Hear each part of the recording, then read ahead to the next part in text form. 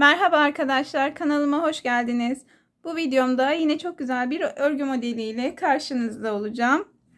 Bu videomda elimde görmüş olduğunuz küpeyi yapacağım arkadaşlar. Nasıl yapıldığını göstereceğim.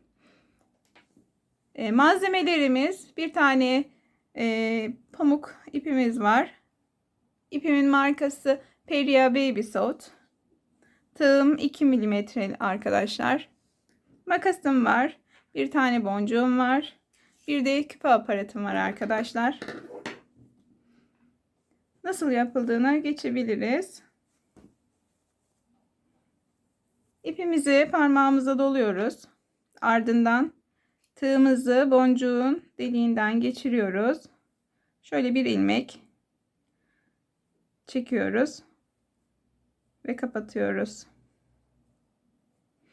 Ardından bu kalan ipi saklamak için geriye doğru döndürüyoruz. Ve bir tane zincir yapıp sabitliyoruz arkadaşlar. Sık iğne yaparak dolduracağız. 10 tane sık iğne yapıyoruz bu arada. 1 2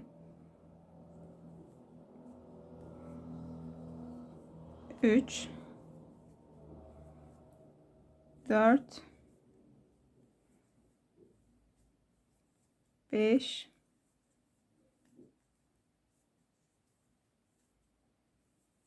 6 7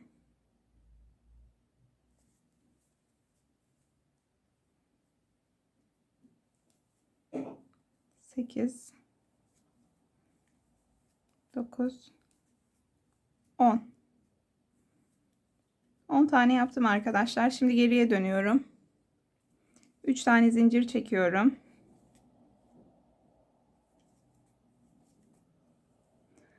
İpime bir tane doluyorum tığıma ve en baştaki deliğe ikili trabzan yapıyorum.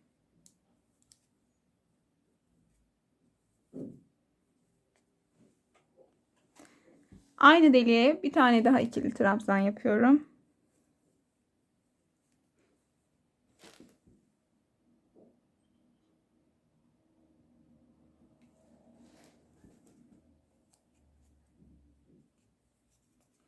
Yanına geçiyorum.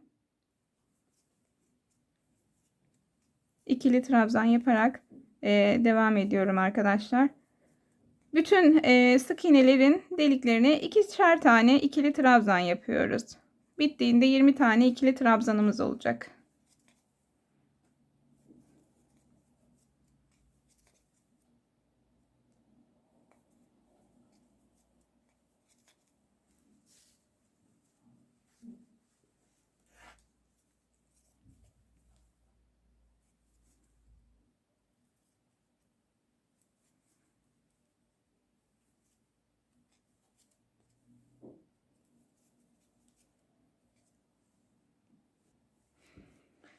Ben bu sırayı tamamladım arkadaşlar. Sayabiliriz. 1, 2, 3, 4, 5, 6, 7, 8, 9, 10, 11, 12, 13, 14, 15, 16, 17, 18, 19, 20 taneyi tamamladım arkadaşlar.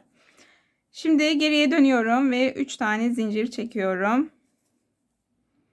Burada ilk deliği boş bırakıyoruz. İkinciye ikili trabzan yapıyoruz.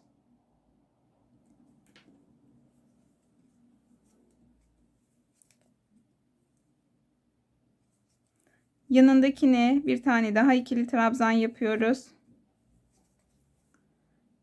Onun yanındakine 2 tane ikili trabzan yapacağız.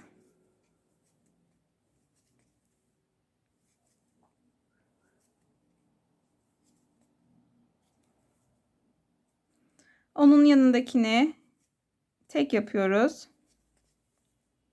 Yine tek yapıyorum. Şimdi üçüncüye 2 tane yapıyorum. 2 tek, bir çift olarak devam ediyoruz arkadaşlar.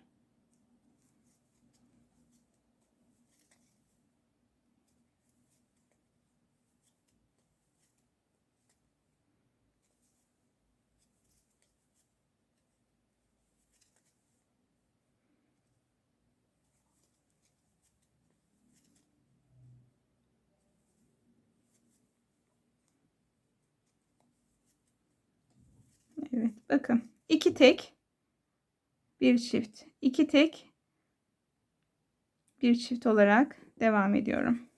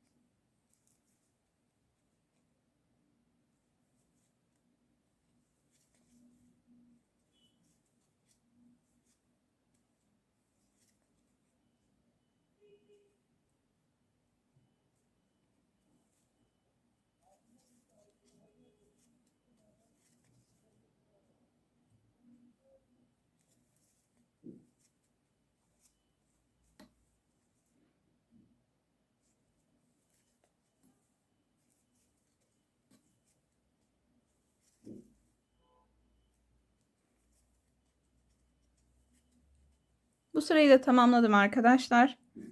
Buradaki fazla ipi kesiyorum hemen. Şimdi geriye dönmeden şöyle bir şey yapıyorum. Bu yaptığım ikili trabzanın dibine bir tane sık iğne yapıyorum. Hiç döndürmeden yaptığım ikili trabzanların dibinden bu şekilde sık iğne yaparak arkaya doğru gidiyorum.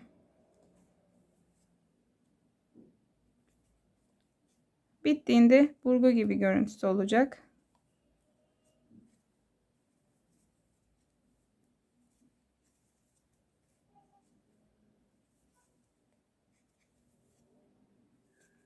Bu şekilde tığımla batıyorum. İpi çekiyorum.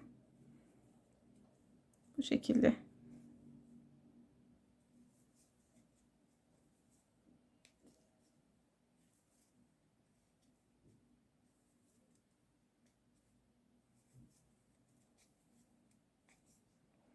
Bakın burgu gibi bir görüntü oluyor.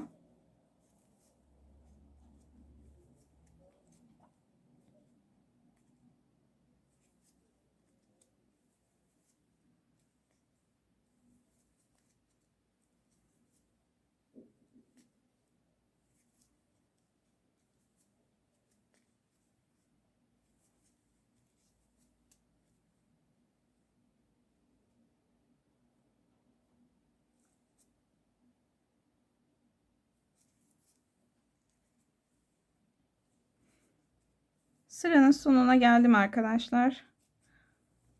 Burada bir tane zincir çekerek ipimi sabitleyip kesiyorum. Arkasından yürütebiliriz. Hemen şöyle çektirelim.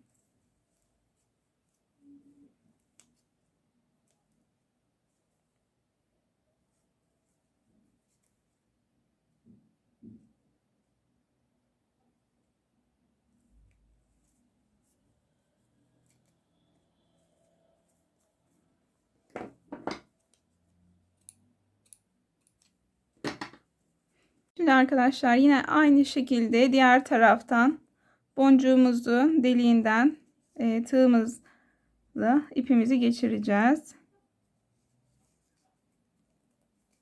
Boncuğun içi dolduğu için birazcık geçirmekte zorlanıyorum. Ama geçirdim. Şimdi ipimi bu şekilde sabitledim. Aynı şekilde kalan ipi bu tarafa atlatıyorum. Bir tane zincir çektim.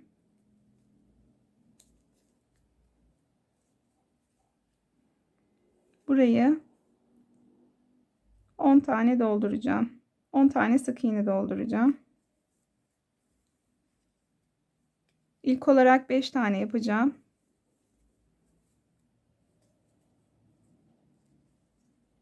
İkinci yaptım. 3 4 Beşinciyi yaptım arkadaşlar. Şimdi aparatımı takacağım. Ama aparatın burasında bulunan delikten tığ geçiriyorum ve oradan ipten bir tane ilmek alıyorum arkadaşlar. Bu şekilde ilmeğin arasından tığ geçirdim ve örmeye devam ediyorum. 5 tane daha sık iğne yapacağım. Aparat tam ortada kalacak. 3 4 ve 5. yapıyorum.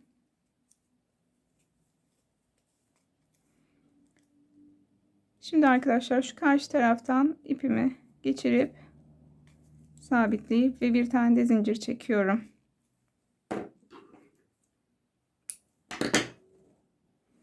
Evet, kalan ipleri de temizledim arkadaşlar. Küpemiz hazır. Bakabilirsiniz bu şekilde.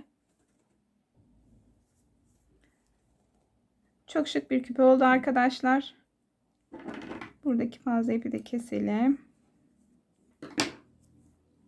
Kıyafetlerinizde renk renk 5 dakikada yapabileceğiniz çok yapımı kolay bir küpe oldu arkadaşlar. Deneyecek olanlara şimdiden kolay gelsin. Videomu beğenip kanalıma abone olursanız sevinirim. Hoşça kalın.